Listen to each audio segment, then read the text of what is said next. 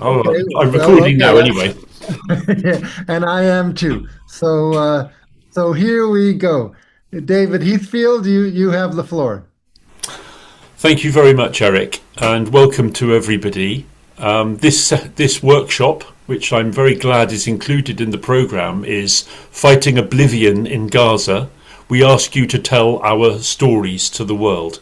And it's connected to a project that many of the people I can see in the room are participating in, which is as simple an idea as listening to stories which have been told and are being told by young Palestinians, mostly in Gaza or from Gaza, who got out of Gaza in the early days, but most in Gaza, who told their stories over the last 5 years, including over the last 2.5 years, and had their story, and their stories are shared around the world, and people are invited to retell their stories because, as we know, Palestinian voices have largely been silenced and are not heard by people around the world, and often in media worldwide are not humanised, not listened to. So my task, along with my colleague in the project, Hanin Khaled, is to help to amplify, to have these voices amplified all around the world, so we hear the beautiful voices calling for peace and justice from Gaza. So this workshop, the abstract for this workshop, which you've probably read in the programme, is let's take a deep dive into 3 effective and widely applied storytelling activities in the context of the onslaught on the children of Gaza. And it's about involving ourselves humanistically, personally and creatively, engaging deeply with stories chosen, prepared and told from the heart by young Gazans, and people are enabled to take action through intercultural exchange with young Gazans and develop lifelong learning skills through storytelling. I'm not going to be talking so much about the whole context. I'm going to be really just going into it and sharing stories with you. And it's a workshop, so you're invited to participate actively. And I'm going to focus in particularly on 2 young women, Farah and Jeena, who are good friends. So let me introduce, first of all, one of the many young people, mostly girls from Gaza, from whom we've learnt stories over the past 5 years at the World Storytelling Cafe. These are screenshots of young people telling stories. One of those is Farah. And this is Farah when I first met Farah back in about 2011 or 20, might be the end of 2020 or 2021, when she at the World Storytelling Cafe joined Young International Storytellers. So this is Farah a few years ago. And one of the stories she told was The Fox's Tale. And it's a story that I loved, and like many others I learned and retold. And in November of 2024, so just over a year after October the 7th, 2023, I hadn't had any communication with Farah, but like many of the children, we didn't know their circumstances, but people were telling their stories because teachers like Hanin were saying it's important that we tell and retell children from Gaza stories because their voices must not be silenced, they must be amplified.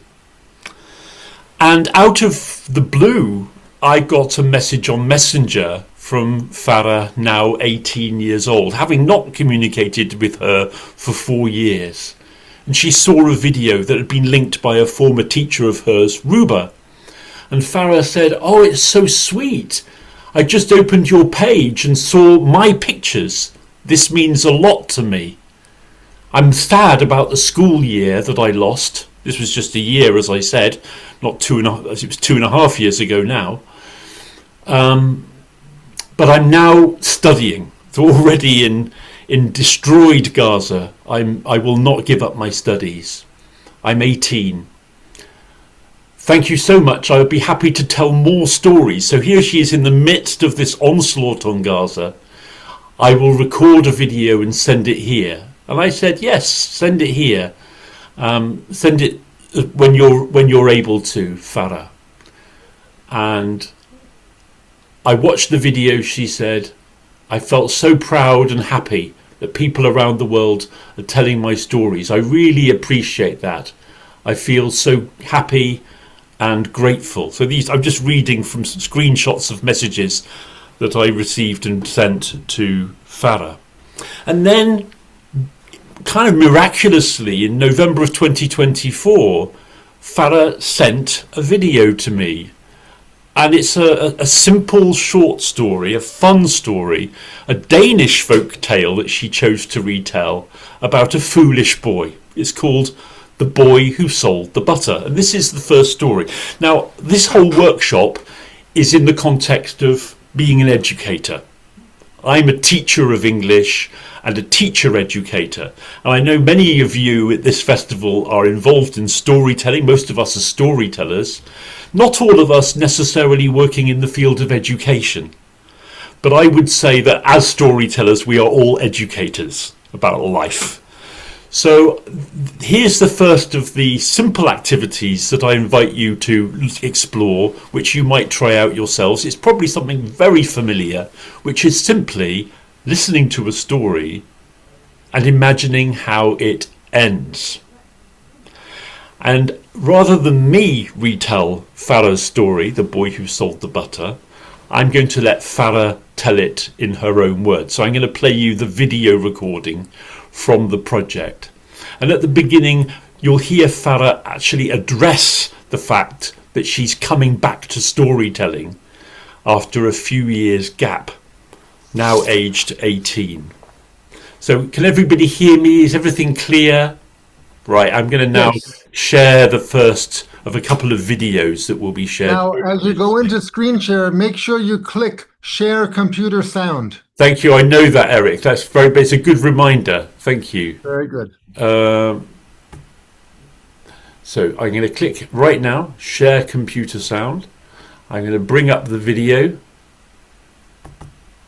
And you can see Farah. And can you see her? Yes. Yes. And just say yes after she introduces herself, if you can hear her. Hi everyone. I am Farah. Yes. I'm 18 years old, and today I'm gonna tell you a new story. She could be a little louder. Salt the butter, and actually I'm so happy. That's the best I can do. It's okay. Because the last time I was told was in 2020. That means 4 years ago. So anyways, let's get started. There was once a woman who had a foolish son. When he helped with the chores on the farm, he usually made a mess of things. So she found it easier to do most of the work by herself.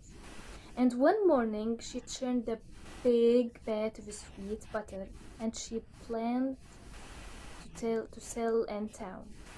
And her son begged, "Mom, please, Mom, let me take the butter to sell in town. Please, Mom, please, please." "No," said his mother.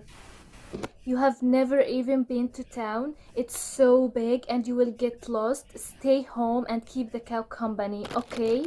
Please, Mom, let me take it to town to sell, please."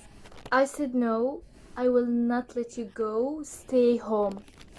But he pleaded with her for so long, and she finally agreed. "Please, Mom, please." "Okay, you can go."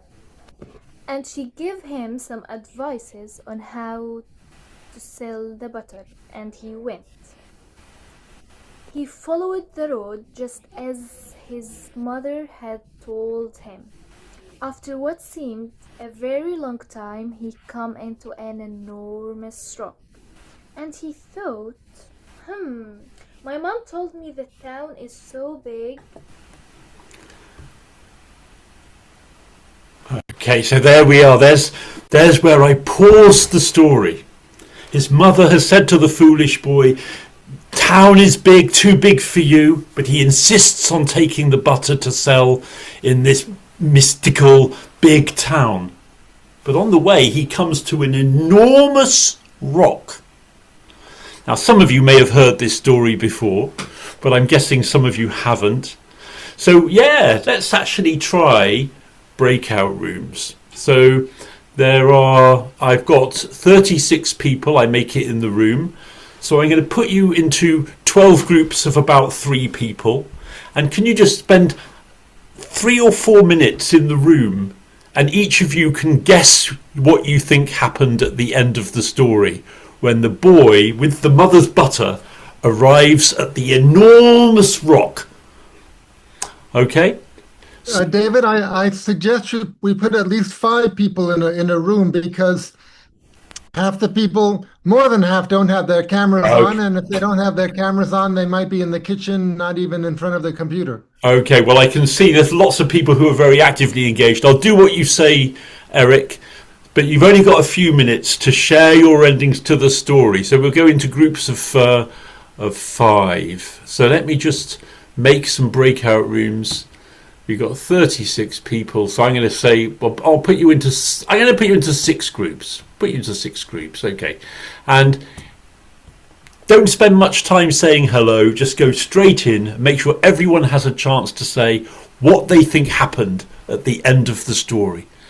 You know, we do this in education a lot. Anticipate, predict, there's no wrong answer. Just be playful. This is a play shop and not a workshop. I'll see you in about 4 minutes. And here are your rooms. So please click and join the room and tell your endings. I think they'll join the rooms automatically. Yeah.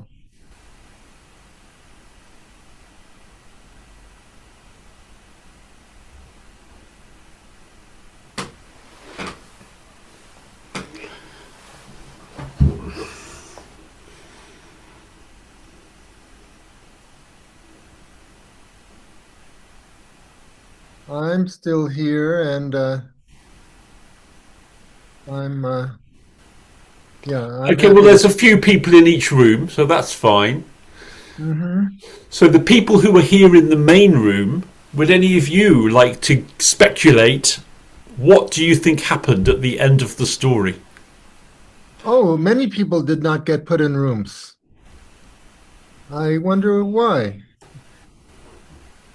But Well, some okay. people, everybody had a chance to join a room, but some people haven't entered. No, I think my system it puts people in rooms automatically, I think. Oh but maybe not. Maybe the no, way I I don't did think it. so. I think people were joining bit by bit, so maybe they All didn't get right. Well, automatically. But the people who are in the main room now, probably most of you, maybe you're not by your screen right now, but I'll just summarise the story to you. So the mother's made butter. She's going to take it to town to sell, but her foolish son says, "I want to go, mother." She said, "You're not clever enough." But he insists, and she says, "Well, if you go, the town is really, really big, so be careful." And he heads off, and he arrives at an enormous rock on the way. So he's wondering what to do. And what do you think is going to happen? It's a very short story.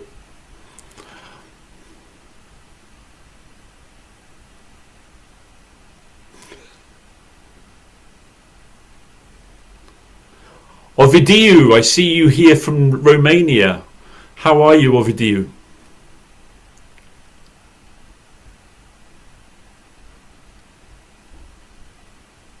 oh, I see. I think you gave them the option of whether or not to join the room. But That's Hi, what it, David. for future reference, I think you can also choose the option of put them in automatically. Okay. Well, I've always had used the system of them opting whether to join or not. But that's okay. I'm happy with this because if people haven't joined, it's because they're probably not. They're not like you say. They might be in the kitchen. Ovidiu, how are you? I'm very well, thank you. How are you, David? Fine. Did you catch the story, Ovidiu? Yes. I was listening, but I was right in the kitchen as you were saying, putting dishes back. All right. So, basically, this is, I think this is a story in which, although the boy is foolish, it will turn out something like good, like in the Jack and the Beanstalk Okay. story. So probably, well, he has the butter there, so he will change it for something better. So I'm not sure how short the story is, but if it's going to change it multiple times, so in the end he will get to something that is better. He'll get something better than the money for his butter. He will get something magical. Yeah, probably. Thank you very much. Anybody else who's in this main room would like to say what you think will the ending be?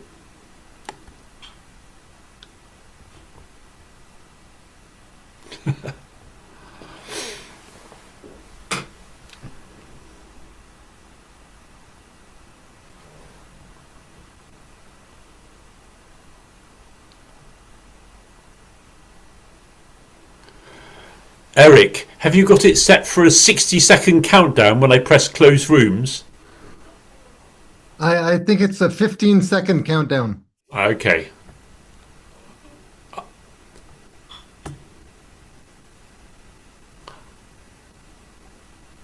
I think actually it seems to be 60 from going into options. Is it?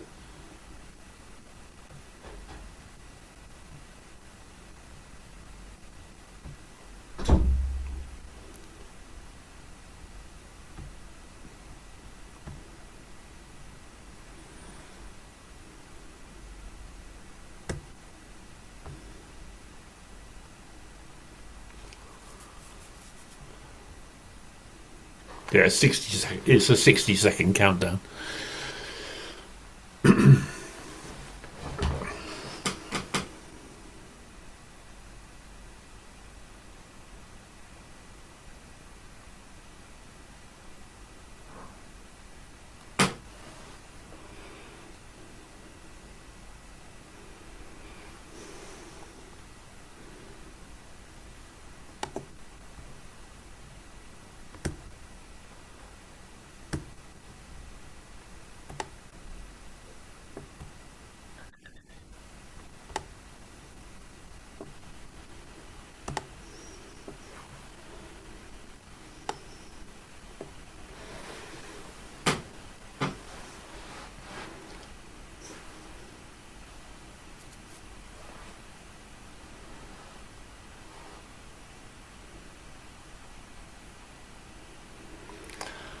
Okay, I had it on a 60-second countdown after I closed rooms, so now at the end of those 60 seconds, all of you have joined the main room again automatically. If we do another breakout room later, feel free to stay in the breakout room until the countdown has finished.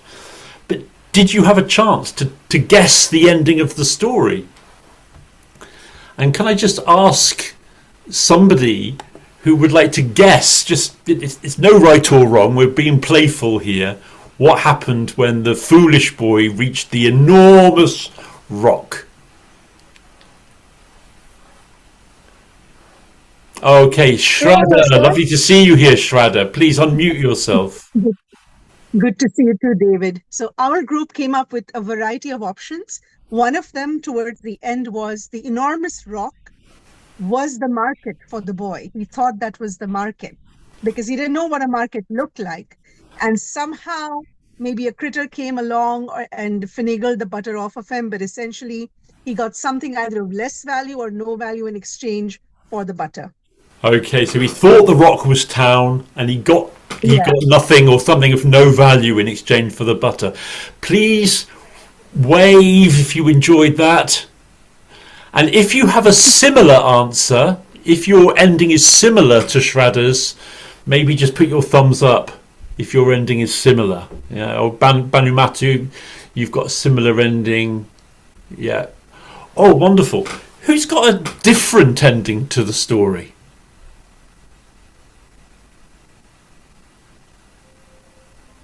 Rebecca Robles in Mexico. Wonderful to see you, Rebecca. How are you? Can you turn on your microphone, please, Rebecca? Fine, thanks. Nice to be here again, David. We had several stories, but one of them was that a giant might have come and moved the rock for him, and he probably exchanged some of the butter for his service. And another one was that he decided to build a tunnel under the rock, going over it, and at the end of the tunnel he would find the market. So he made a tunnel under the rock and managed to find the town with the market at the other side. Yes, fantastic. I came up with this idea. It was really interesting. Wonderful. So there's no right or wrong here. If you enjoyed Rebecca's answer, give her a wave. If you had the same ending, give her a thumbs up. And June, have you got another ending? I had that he smears the rock with butter, which lubricates it, and the rock starts to roll down a hill towards a man that's building a wall. And it's just the kind of rock he needs in his wall, and the boy gets paid for it. He was needing that wall to be demolished, so the boy got rewarded. Yeah, that's I love that idea as well. Let's give a lovely wave to that. And here, whether we're working with kids or with adults, we're appreciating all of the imaginative ideas that are being generated. David, you should hear to Satvik's ending. Satvik, why don't you share? Please tell us. Sir, Hi, Satvik. Good morning, sir. Sorry, good evening. Sir, my ending is somewhat or a bit same. The thing that I found, since he is very foolish, I thought he thought the market was on the other side of the rock. So he tried to dig a tunnel. Again, he was foolish. So he thought the market was under the ground. So when he dug the tunnel, he came to an open chamber-like structure. So he thought that was the market. He wasn't able to find any people. But there was a very large ceiling, as in very close ceiling at the top. So he rubbed the butter on the ceiling and he tried to push the rock away to get back up since the tunnel had collapsed. But rather than moving out, the rock rather came upon him and fell down on his, like this, he fell down. He in a sleeping position, he fell down. The rock was suffocating him. He was crying and asking for help. His mother came running to see what had happened. And when she saw that, she was like, I should call somebody. She called a person and she made a tunnel and she rescued her son. Now, when it comes to the butter, I think the butter turned into liquid since it was smeared. There will be a lot of heat. So it turns into a liquid form and a giant infinite river of butter starts flowing here and there. Now, after 1,000 years, we go to that same spot searching for petrol, diesel, petroleum, etc. We dig a hole. We find it. We find the butter, and we are like, "Yeah, we found petrol, and it's actually just butter." Sathwik, we appreciate your wild and vivid imagination. Let's go give a big cheer. Whoa, fantastic, Sathwik. And with this simple story, we generated all sorts of imaginative ideas. No more imaginative than Sathwik's idea. Thank you so much. Would you like to hear the ending that that Farah learned and retold? It's actually very simple, very short, but we're appreciating all the different endings. Give me a moment to share the screen again.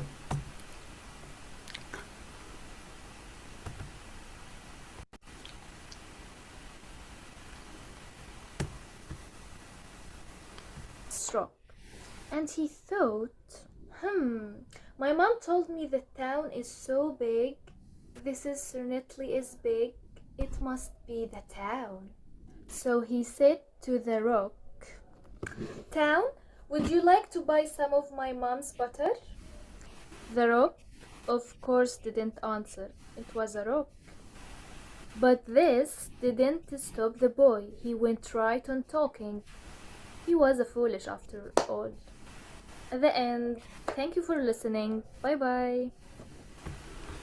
Hi everyone.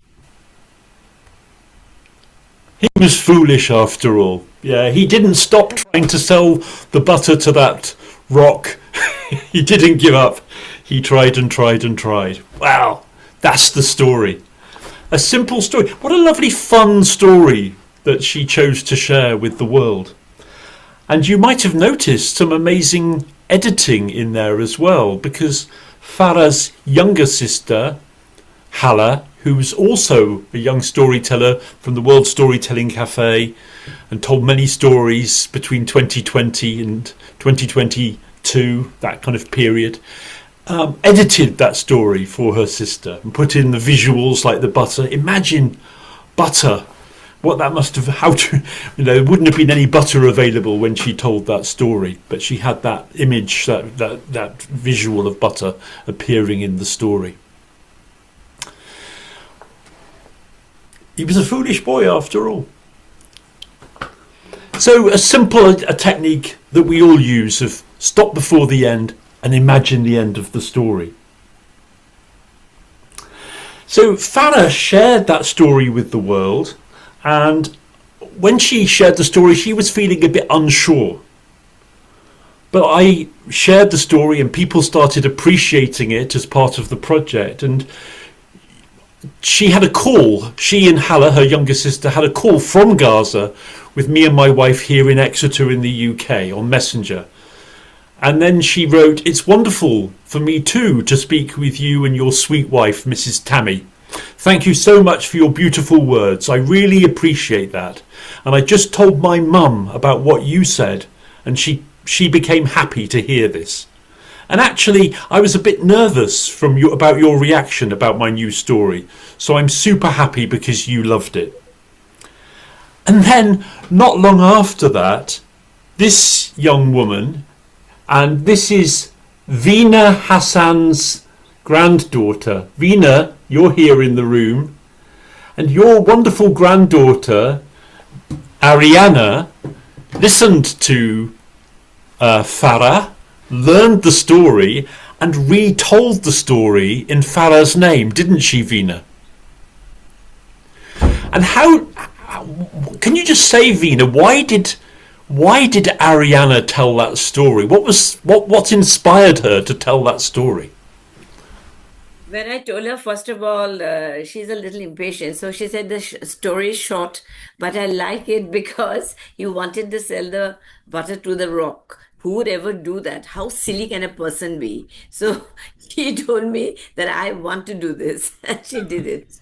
Fantastic. This is what the project is all about. It's not just about people listening to the stories told by children in Gaza, but listening and, if they choose, learning the story and retelling the story in the child's name. Whether that's a child like Veena's granddaughter, Ariana, Veena yourself, you've retold at least, I don't know how many, 15 of the stories from the children in Gaza. Mechthild here in the room has retold stories. Vera, Evita, I'm sure there are more people in the room. Rebecca has told some of the stories, even some of the stories you've told them not just in English but also in Spanish, even though you heard it in English. This is what the project is about, and this is what's very, very reassuring and very important and significant to children in Gaza, to know that people are listening and valuing their stories. Farah, when she found out that people were enjoying the story, said, "Wow, amazing. This made me so happy." And just delighted that that's happening. So I'm going to go back now to that first story that I mentioned, The Fox's Tale. And this is going back to 2020 or maybe even 2021. I think it was early 2021. And there's Farah, much younger, aged 14. And when she told the story, she dressed up some of the time as an old woman, because in the story of The Fox's Tale, there's an old woman. Yeah, you've told this story, haven't you, Veena, as well, I think, of the fox. I think, Yeah, The Fox's Tale. But I'm going to tell the story. And I'm just going to tell you something about the story. The type of story this is a catalogue story. It's a Palestinian catalogue story. And if you know what I mean by a catalogue story, it's a story which repeats and accumulates. So each episode of the story, there's another thing to remember. So this is a story that we often tell with children, although I love doing it with adults as well. And it's a story where we can all tell the story together. So this is the technique that we're talking about here, the activity of telling the story chorally. Now, this is quite easy to do in a room, a physical classroom or an outdoor space. A little bit more challenging to do this on Zoom. But I'm going to ask you to do it anyway. So get yourselves ready, free up your body. I'm going to stand up because this is a very physical story. And if you want to, you can stand up as well. Okay, so I'm just going to spotlight myself. I think this probably makes sense, so you can all see me. And I would invite you to tell the story together with me. And afterwards, I'm going to show you a tiny clip of a group of German children in a German primary school who are learning English. They've only been learning English for 1 year, and they're telling the story with me. So this is the idea of we can learn language and develop language through choral storytelling. Are you ready for this? So please mute yourself. Please switch off your microphones. But please speak. Be active, be animated, be loud, be expressive, because this is what it's about. And when we get to the end, I'm going to ask you to switch on your microphone and we will all tell the end of the story together. But for the beginning, please listen and say the story with me. Are you ready? So this is a story I learned from Farah, Farah from Gaza. I'm not going to give you her surname for her protection and safety. And in the story, there is a tail. And this, well, what kind of animal? I think you've heard me say the title of the story, so you already know it's a fox's tail. And also in the story, we have a bowl of, what do you think it is? Call out, you can say what you think it is. A bowl of porridge. Milk. A bowl of milk. And what kind of milk do you think it could be? Remember, this is a Palestinian story. Could be goat's milk. Actually, I'll tell you, it's sheep's milk. Can you say a bowl of sheep's milk? Thank you. And also in the story, what animal am I going to show you next? I think you are going to see yes, a sheep. So here's the Palestinian sheep in the story. Now, what kind of tree do you think is going to be in this story? Can you see?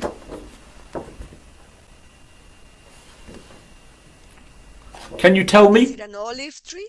It's an olive tree. Here are the olives. This is my wife Tammy's beautiful artwork. And in the story, there is also a bucket. Can you say that? A bucket of Not milk. Yes. Can you say a bucket of water? There's something else as well. One more thing. A pair of boots. Are they new boots? No. Can you say a pair of old boots? That's it. Now, can you remember everything in the story? Let's see if you can remember. What's the first thing? Yes. Fox's tail. Fox's tail. What's the next thing? Ball. Milk. Ball of milk. Ball of milk. Ball of milk. What kind of milk? Sheep's milk. Sheep's milk. Which animal? Sheep's milk, obviously. Palestinian sheep. Okay. What kind of tree? Olive tree. Olive. Olive tree. Olive. What's next? Bucket of water. A bucket of water. And finally, Bucket of water. A pair of old boots. And a pair of old boots. you are wonderful students. Now you already know the story, so you can tell it with me. Are you ready? Get your hands free, get your body free, and we're going to begin. Kanya Makan Fikadim as a man. Once upon a time there was, and, well, there was not, an old woman. And this old woman lived in a small house with all of her children, and every day she milked her sheep. Can you do it with me?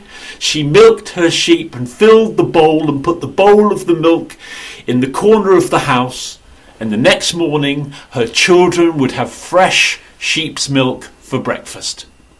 But one morning the old woman looked in the corner of the house and, oh, the bowl was empty. Where's the sheep's milk? She milked the sheep that day, put the bowl of milk in the corner of the house. In the morning my children will have milk for breakfast. But the next morning there was no milk. Who is stealing the milk? I'm going to catch them. That night the old woman took a long iron stick and hid in the shadows behind the door. And in the night there was the bowl of milk, and into the house padded, you know what kind of animal it was the fox. And the fox began drinking the milk. Can you show me? And soon the fox had nearly finished the milk, but the old woman jumped out and she, with the iron stick, she cut off the fox's tail. Old woman, oh, give me back my tail. Fox, you stole the milk that I was going to give to my children. I'll give you your tail back when you give me back all of the milk you've stolen. Oh, old woman, said the fox, how can I do that? I don't know, said the old woman. Ask the sheep. So the old woman went to the sheep. Sheep, sheep. No, that's wrong, isn't it? Not the old woman went to the sheep. Who went to the sheep? The fox. The fox. The fox went to the sheep. And the fox said, sheep, sheep, give me some fresh milk that I can give to the old woman so she'll give me back my tail. Now, let's say all of this together, everybody. The fox said, sheep, sheep, give me some fresh creamy milk that I can give to the old woman so she gives me back my tail. And the sheep said, nah, nah, I'll give you some creamy milk when you give me some leaves from the olive tree. So the fox went to the olive tree. Now say it with me. Olive tree, give me some of your fresh leaves that I can give to the sheep, so the sheep gives me some fresh creamy milk that I can give to the old woman, so she gives me back my tail. And the olive tree said, I will give you some fresh leaves. When the farmer puts some water round my roots, I am thirsty. Well, the fox went to the farmer. Now we're going to go a bit faster, everybody. Are you ready?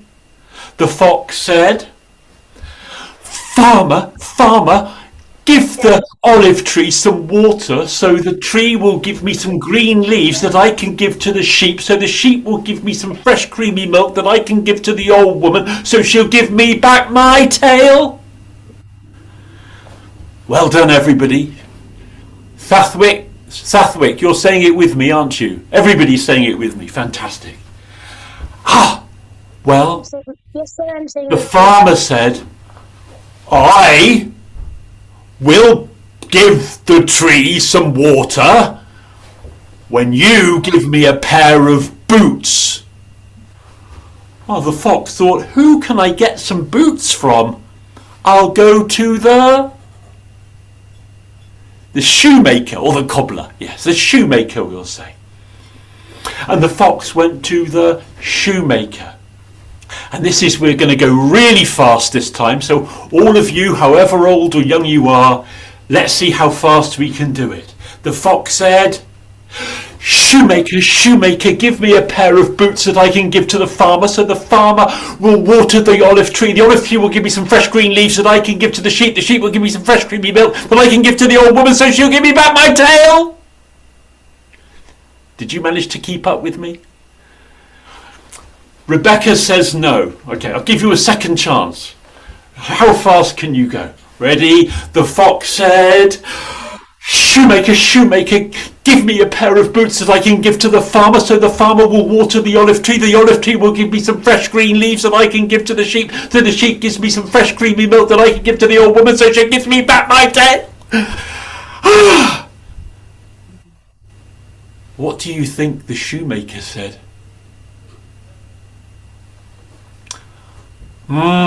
Said the shoemaker. Well, the shoemaker had a good heart, and the shoemaker believed in community. Everybody needs something. The old woman needs some milk to feed her children. The sheep needs some leaves so she can produce some milk, and the tree needs some water around its roots. The farmer needs a pair of boots. Everybody needs something, and you, fox, you need your tail. I'll find a pair of boots. And the shoemaker searched in a pile in the corner and found a pair of old boots. And the shoemaker gave the boots to the fox. Let's say it together. The farmer gave the boots to the fox. The fox took the boots to the farmer. The farmer put the boots on and they fitted well. The farmer carried a big bucket of water to the olive tree and watered the olive tree's roots. The olive tree was no longer thirsty and gave some fresh leaves to the fox, who took the leaves to the sheep. The sheep munched on those leaves and gave her beautiful creamy milk. And the fox took the creamy fresh milk to the old woman. And the old woman gave the creamy milk to her children, and they were no longer hungry. And the fox said, old woman, please give me back my tail. And the old woman said, Fox, here's your tail. Did you think it was going to be easy for you when you go round stealing other people's milk?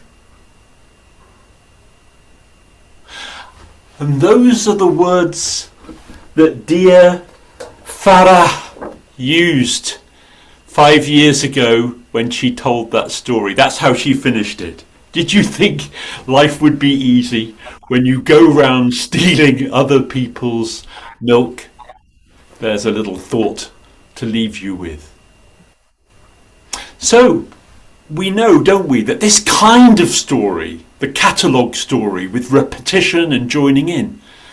It's a great way for developing children, but not only children, because when I started storytelling as an adult, I also went to workshops where I did this kind of activity. So even for adults, it's a great way to develop our storytelling skills and to make storytelling interactive and choral and communal.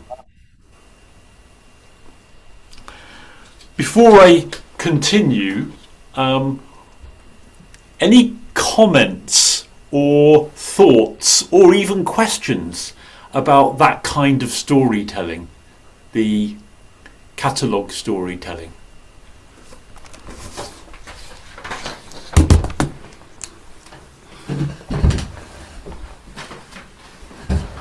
I'm just trying to understand why it is called a catalogue story. Who's speaking? Because my understanding of a catalogue is very different from how we are doing it here. Is that Shraddha saying that? No, this is Ranjini saying it. Oh, Ranjani, hello. Hi. You say this is different from your understanding of a catalogue tale. Yeah. No, I'm not saying it is a different understanding of a catalogue tale. The word catalogue itself. Ah, okay. Well, there are other names for it, but it's this this. I think we have this kind of story in India and in every culture. These stories where there's this cumulative. There's one more thing each time, and they're great, aren't they, for language development? And I personally work in English language education for people learning English as a second language, and I'd love to show you a tiny clip of some German children. Now, you can't hear them very well. You can just hear them a little bit, but I can assure you they're very active, and you can't see them because I wasn't allowed to film them. But this is from last year, and I'm going to Germany later this week for 2 weeks of storytelling in schools.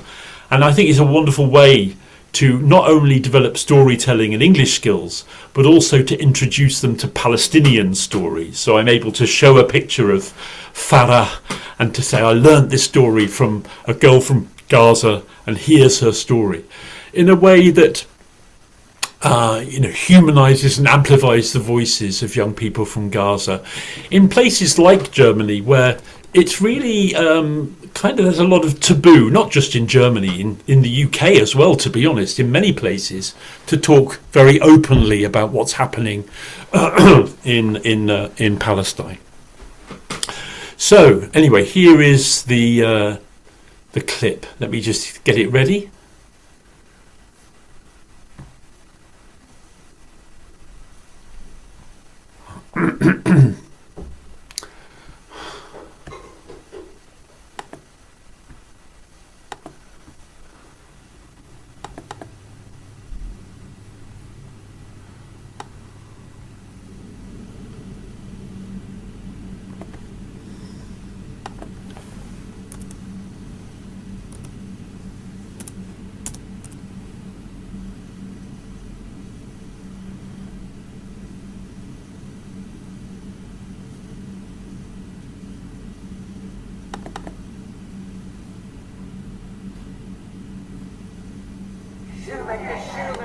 Give me a pair of...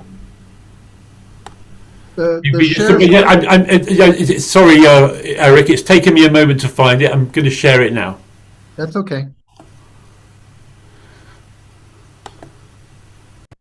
It's very, very short. This is nearly the end of the story. Shoemaker, shoemaker, give me a pair of boots that I can give to the farmer, so the farmer will water the tree, and the tree will give me some fresh green leaves that I can give to the sheep, and the sheep will give me some fresh milk that I can give to the old woman, and she'll give me back my... Okay.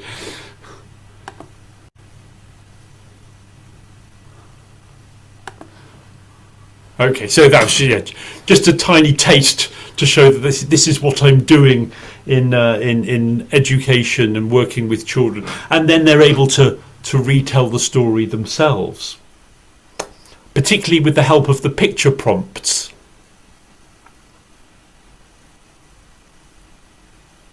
Well, what is the source of the story? Is it your own story? This is a story that I learned from Farah.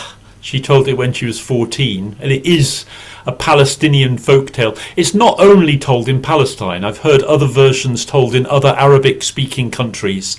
So I guess it's a regional story. But I think there are there are variants. Is it a story that's also told in India, I wonder? Okay. Not that I've heard, but we have similar stories, which are Yes. what we call catalog tales, but not this one. To increase the memory skills of the children, Okay.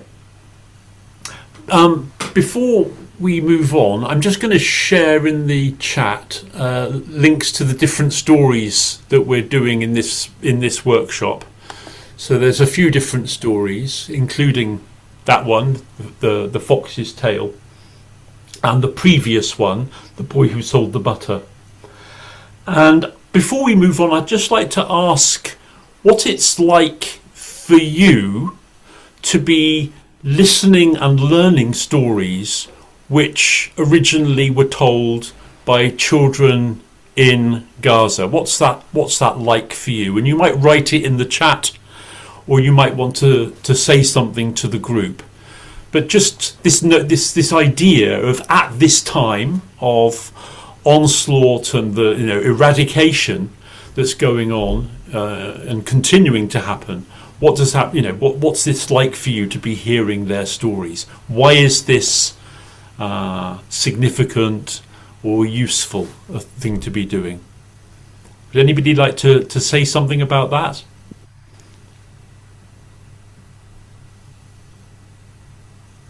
May I say, David? Veena, yes, Veena, please do. Because after I have retold the stories, I have got some notes from them where they have written that it feels so good that you retell my story, from Noor and Hala, and many of them they have written. So you see that connect which I have with the children when they are undergoing so much of pressure and distress, which should not happen to them at all, and the life that they're leading. That is what Ariana also told me. I forgot to say that actually she told me, who's Farah, when I told her that why don't you tell this story. Then when I told her, she actually wanted to do something for the children of Gaza. And she said, can you please write a note to Farah and say that I love telling her story. That was also there because they feel. And when we tell stories in my storytelling classes, I often tell the children in my mother tongue also, that what the children are undergoing. You feel that connect with them. And when they write back to you that they enjoyed it, made them happy, to see them smile, And the great project that you're doing, David, with Hanin is awesome. And I feel really honored to be a part of it. Yes, well, it's very much a project that we're doing, and we includes you, Veena. Thank you so much. And I don't know if I read it out earlier, but when Farah listened to Ariana telling the story, she said, amazing, her accent is so cute. Because probably Farah hadn't had the opportunity to listen to English spoken by people from India. So she was obviously charmed and delighted to be hearing her accent and her way of delivering the story. Thank you, Veena. Mechthild, you wanted to make a comment as well. Yeah, I'm always deeply touched by the kids. They are so creative and so wonderful. So I think this storytelling is so important because, especially in Germany here, it shows that they are just kids, creative, wonderful kids who go on learning, go on telling stories, and that whatever propaganda is raised against them, they are just kids telling stories. And I think that's so important. So it's an honor to take part in that project, and I love it. Thank you, David. Thank you. Your very, very valued words, Mechthild. I completely agree. And one more comment from Evita, who's at the World Storytelling Cafe in Marrakesh right now, I think. Hi, Evita. Hello, Salam. I have used some of the stories with permission to tell to people as part of my residency. I tell clients that come here different stories When the moment is right, I asked them, would you like to hear a story that was given to me and I'm honored to share from a child in Gaza? And of course, they say yes. And then afterwards, the silence. And then the amazement, how these children are so resilient and still can show creativity and joy and utter resilience. I think it has a much bigger impact than giving figures to people, because that goes to the head and people will nod and say, yes, that's terrible. Yes, that's terrible. But when we tell, for example, Lila's butterfly story, which is basically a lived experience, beautifully spoken in metaphors, I've had people in tears and people saying, can you tell me more about this project? So hopefully, we're just going to grow, David, bigger and bigger. But it's also a huge sense of pride in all these children and the connections we are making through that, and showing that story is the best way to change the world. Thank you. And just to say, Evita and I were in a meeting along with Manuela and Mechthild, just finished half an hour before this workshop at the World Storytelling Cafe. We have our monthly Young International Storytellers. And because of this project and this kind of appreciation, young people are coming in even now. And there were a few, maybe 6 or 7 young people from Gaza who are now in Egypt, who came in and told stories. And they didn't mostly choose to tell folk tales. They actually talked about their personal experience over the last 2 years. And it was very powerful and significant to be able to hear their voices shared around the world.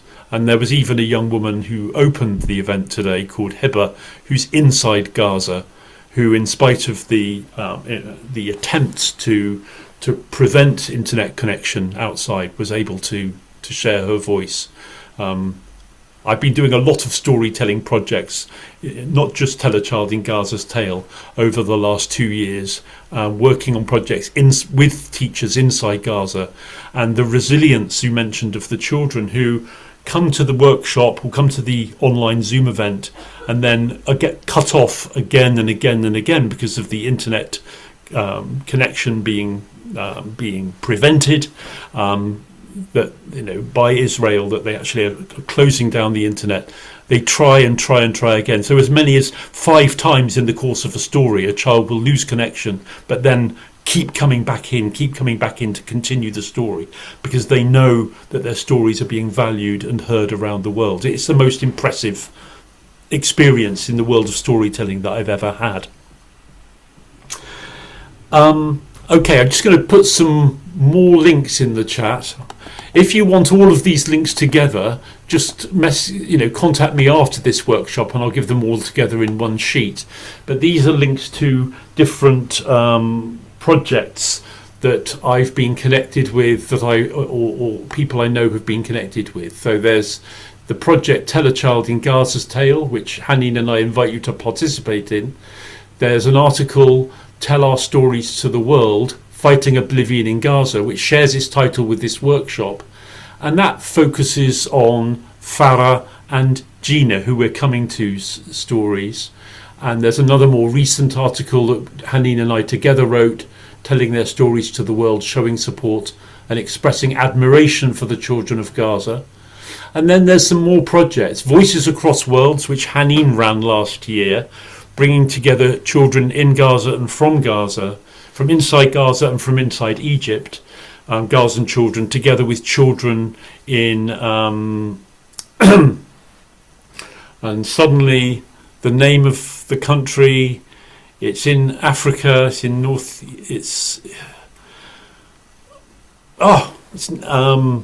which country is it? Harry Kucha comes from... Okay, you'll come to me in a moment. Together with children in Malaysia and in Greece and in an African country whose name's on the tip of my tongue, they were coming together and exchanging stories, even in the last couple of years. Voices Across Worlds, an extraordinary storytelling project. And then there's one more project that I've been involved in, which is reimagining folk tales, where I've been getting we've been working with folk tales from Palestine, but reworking the stories, so the stories are very much about peace and reconciliation and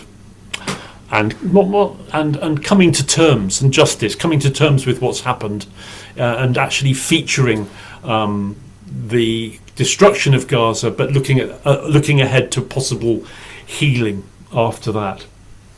Extraordinary therapy work that's been led by Amal Mukaires and Hanin, that I've been deeply involved in. Okay, so the next thing we're going to do in this workshop, how's time going? I've got another 30 minutes, which is great. We're going to do some personal response questions. So this is a short story, a story that Evita knows well because you've told it, Evita. And something amazing happened. Let me just find it in my notes from my communication with Farah. So a young woman called Jeena was Farah's best friend, and they hadn't been in touch. But Farah told me that Jeena had left Gaza, managed to get out of Gaza in the early days of the genocidal attack, and that she had gone to Tunisia, not with her whole family. Her own family had stayed in Gaza, but she had got out on a medical evacuation.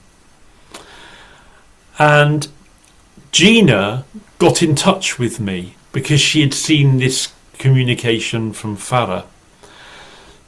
And Farah said, "Oh, Jeena is my close friend. I just talked to her today." And I said to Farah, "I'm happy to hear this. Jeena's teacher at that time, this is a few years ago, was Sahar. And Sahar asked me this morning if I knew anything about Jeena. Sahar will be pleased to know that Jeena's okay. Is she also in Gaza?" And Farah said, "Yes, she's okay. She's been in Tunisia since November 2023. So as a result of that, I was able to tell the teacher that Jeena was safe. So there's kind of this communication that goes on across continents, which is, enabling people to find out about what's going on in a place where people have been displaced again and again and again. Jeena's okay. And then Jeena got in touch.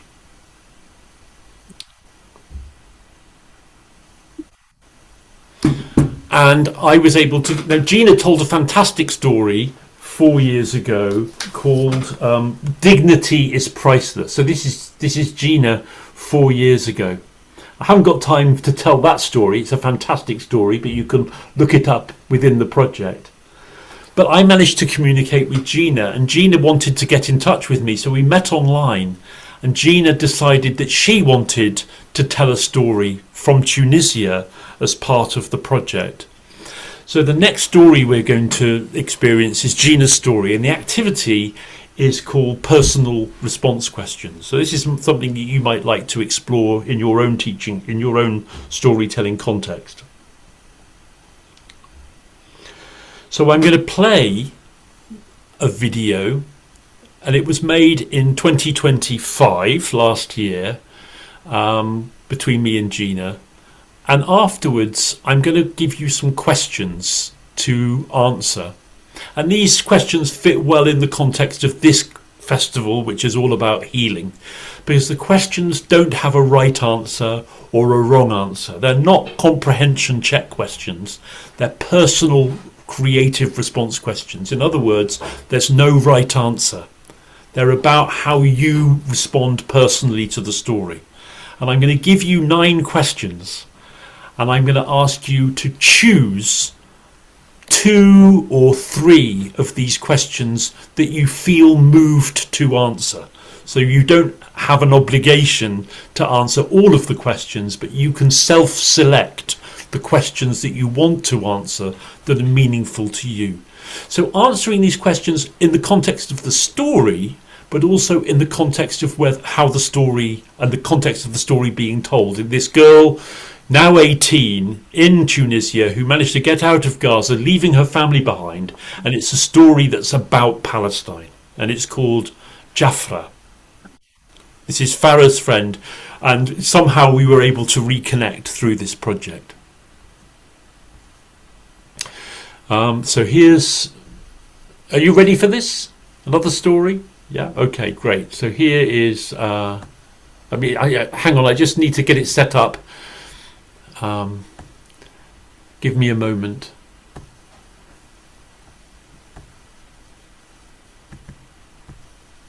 Before or after the story?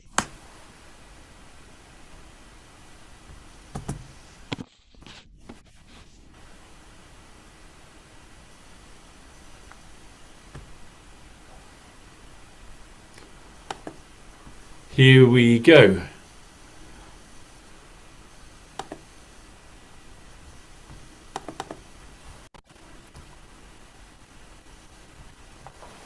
I'm very excited to be with Jeena, who comes from Gaza. How are you, Jeena? Fine, how about you? I'm so excited to be here. It's wonderful to be with you. I'm so excited as well. And I think you're going to tell us a traditional Palestinian story. Yeah, the story is called Jafra. It's a Palestinian story. It's an old story from the Palestinian traditions. And I'm gonna tell you who's Jafra and what does it stand for now. Please go ahead and tell us the story. Okay, then let me tell you the story. A story that began in the hills of Jalil, where the olive trees whisper secret and the earth remembers every footstep. A story of love, not just any love, love so deep it burned through decades. A story of a girl called Jafra and the boy who never stopped loving her. Ahmed Abdulaziz Hassan al-Hassan, a young man from the village of Kwikat. He was a poem by heart, but people just called him a farmer or just a dreamer. He fell in love with the girl. She was his cousin. Her name was Rafiqa Hassan al-Hassan, but people just called her Jafra. Her eyes were as black as midnight, and her voice softer than rain on thirsty lands. Ahmed and Jafra were married. Yes, they were married for a short, shining period. They were together. He wrote her poems under almond trees. She sat under almond trees with her head on his shoulder, watching dawn. It was amazing. They shared water from the same well. Ahmed loved her more than his own breath. And perhaps she loved him too. But life in our land is always not too kind to love. They were separated. Their marriage ended not with hate, but with the cruel hands of circumstances and traditions. Jafra was married to another man, not for love, no, but for family, traditions, and states, for reasons that do not care for hearts. Ahmed watched her leave again, first as a wife and now as a stranger. This time, the pain was too deep for words. So he left his village, wandered from town to town, singing his sorrow, turning heartbreak into poetry. And his famous one was, Jafra and I'm the stranger. Your love is a stranger in my heart. Jafra, oh Jafra, with the black eyes, you have killed me with love. Oh Jafra. His word caught fire on the tongues of the people, spreading like wild flames through the hills and valleys. His heartbreak became our heartbreak. His Jafra became our Jafra. Time passed. Ahmed faded from the world, but his words lived on, and Jafra became a symbol. Not just a girl from Jalil, she became Palestine itself. Beautiful, loved, desired, taken. A homeland we all long for but cannot reach. A memory we hold tighter than breath. In camps, in wedding halls, in resistance marches, her name still rises in the air. So when you hear the name Jafra, remember, she was real.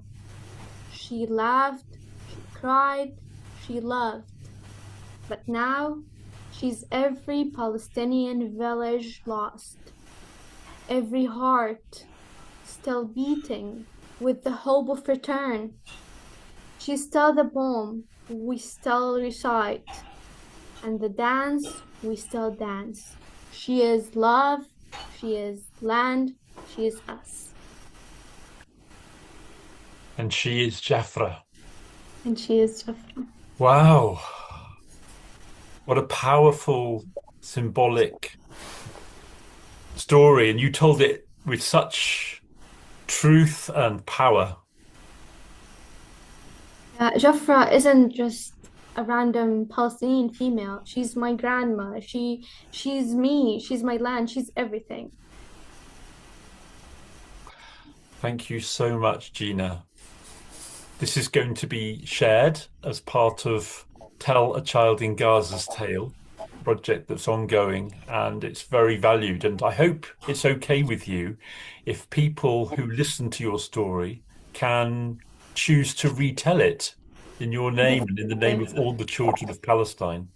Definitely. I would love to hear people retell it in their way, but like they have to use my story because it has like traditions and everything, but they can tell it in their way. I would love to hear that. In their own way, but with Yeah. respect to you and the heritage that story carries.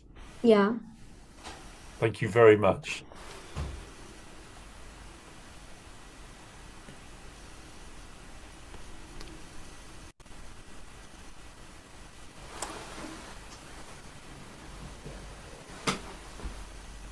I'm just going to sit with that for a moment.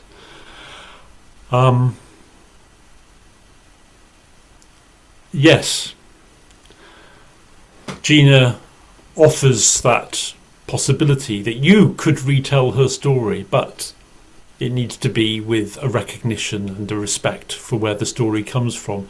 And Evita, who's in the room here with us, has retold the story of Jafra.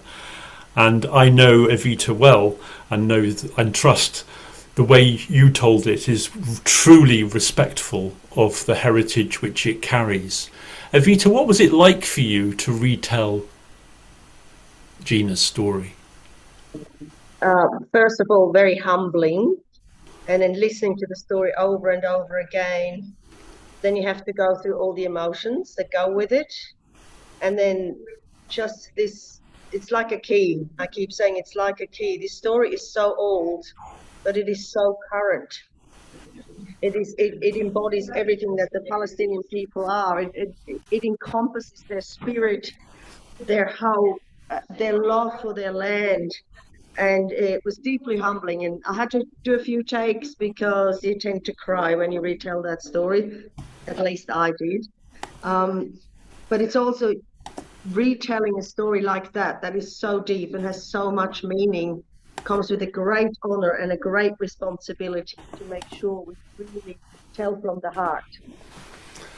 Thank you. Thank you very much for those words. Thank you very much for those words, Evita. Now, I promised an activity that would follow that story. And these questions, these 9 questions, can actually, they come from a longer list of questions, but I've narrowed it down to 9, are questions that could be asked at the end of any story, or any told story. So bear with that in mind. These are not questions that are specific to this story, Jafra. They are generic questions which could be applied with any tale.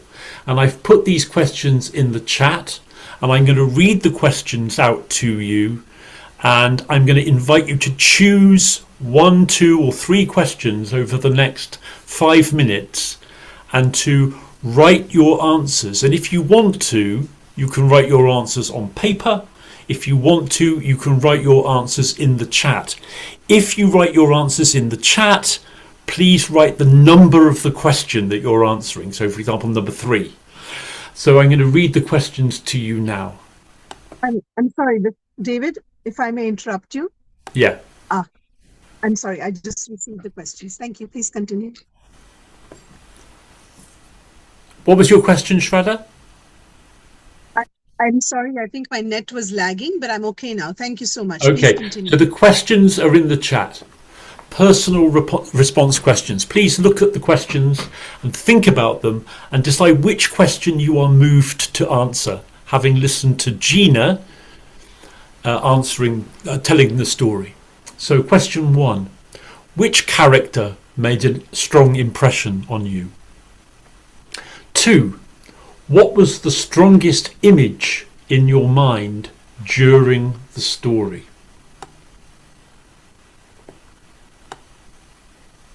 3. What colour was the story? 4. What sounds did you imagine during the story? 5.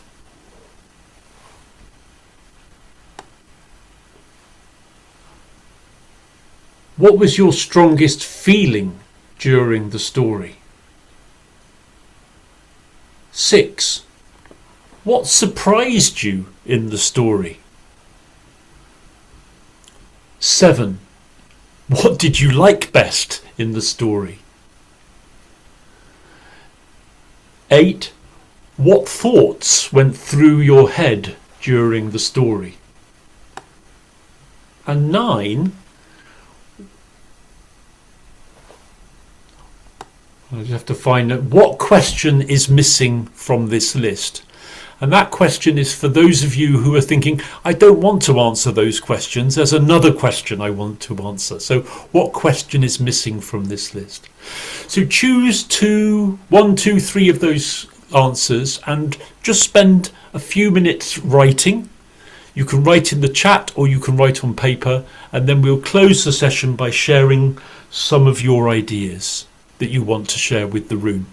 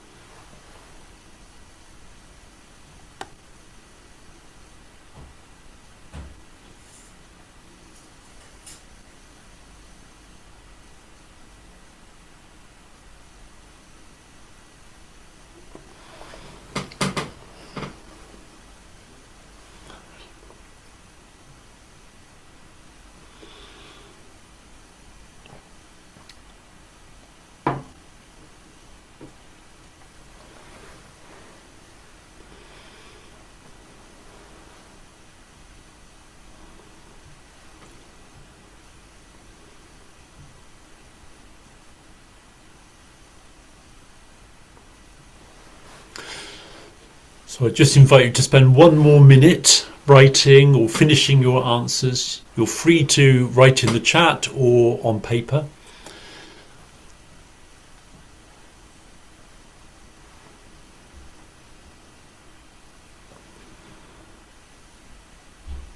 If you've already finished, you might like to read what other people have written already in the chat.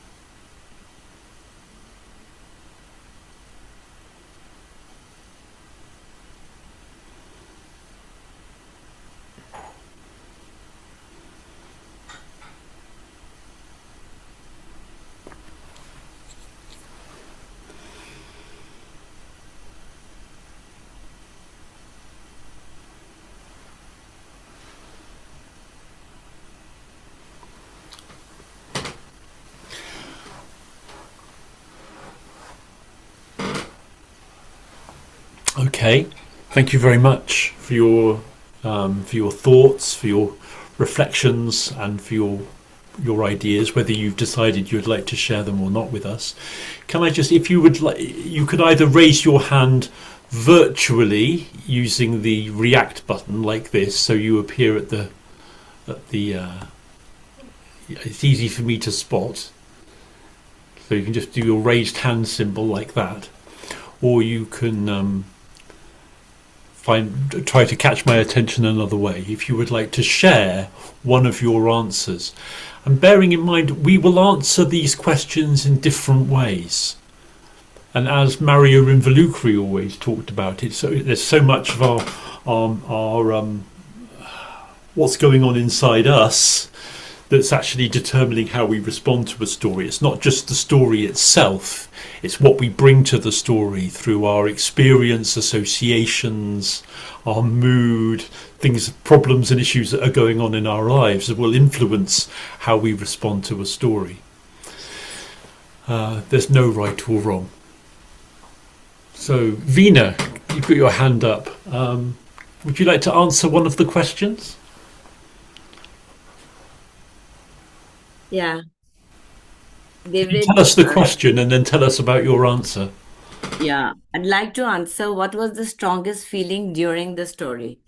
I'd like to tell Jafra's story because I've narrated this story. And for me, you did it beautifully. Thank you. Yeah, thank you so much. The strongest image, was that a grandchild was so proudly telling the world about her grandmother. And it endures a symbol of Palestinian identity. And this folktale represents love, resilience, and longing for homeland. So that had the strongest feeling for me. And a grandchild talking about her grandmother so proudly and telling the world about her. So I also remember Jafra's, Jeena's last words, that they can retell the story, but have to pay a lot of honor and respect to my grandmother. So it had the strongest feeling for me. Thank you so much, Veena. Thank you so much. Evita, you've got your hand up.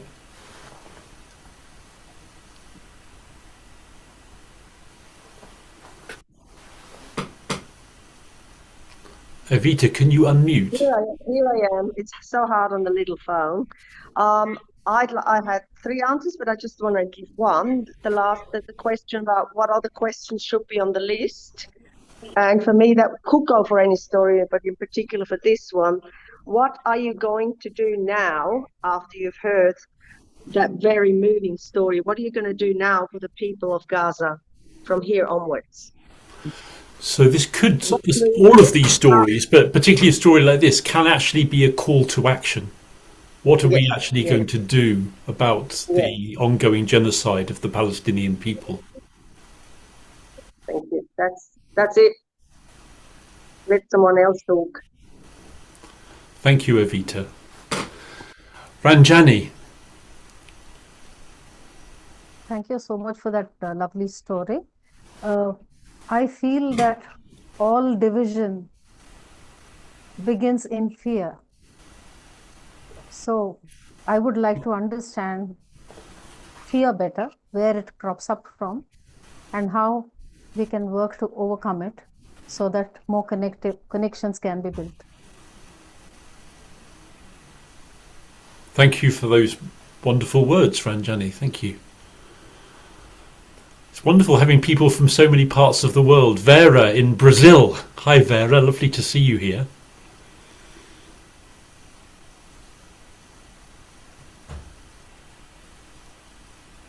Hi, David. Thank you very much for the invitation. Thank you very much, those people here, those storytellers. It's always very, amazing to be with you. Well, I think the strength of Palestine people and how honored they are.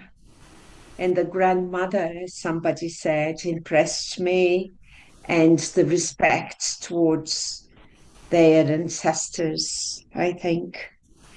And I think in general, David, this project ensures children in Gaza that they are not alone, that we are here. I remember the film in Brazil, we are still here, it's resistance. I think this project has this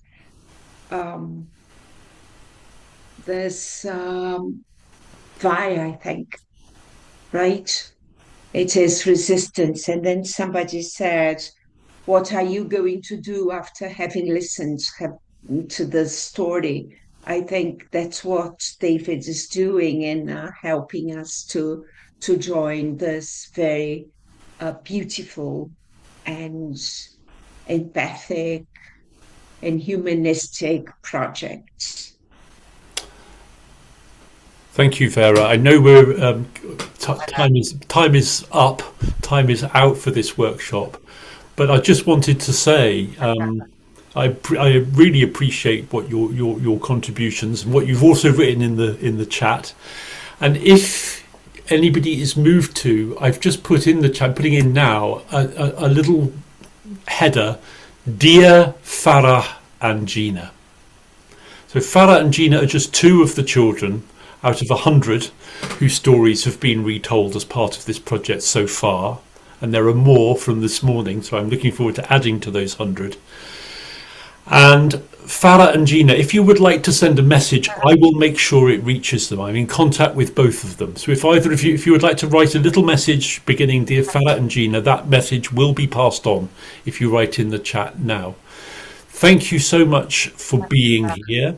I echo what Evita and Vera in particular have just said, looking at this workshop as an act of resistance and a call to action to fight against the oblivion that's being perpetrated upon the people of Palestine by my government, the UK government, by the US government, by governments around the world who are supporting the terrorist regime of Israel. Thank you very much. Thank you very much for having us and having this workshop as part of the festival, Eric. Thank you. Wonderful. Okay, please, David, you stop recording and I will stop recording. Okay. We'll have some community meetings